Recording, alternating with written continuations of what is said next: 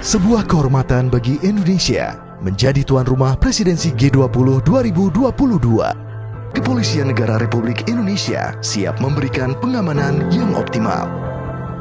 Melalui inovasi 91 Command Center.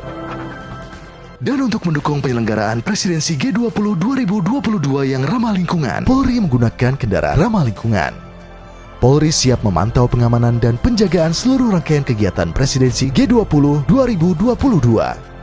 Polri presisi melakukan operasi Puri Agung 2022. Selamat datang di Bali, Indonesia. Recover together, recover stronger. Dalam memberikan keamanan bagi seluruh peserta presidensi G20, Polri menggelar operasi kepolisian dengan sandi operasi Puri Agung 2022. Recover together, recover stronger.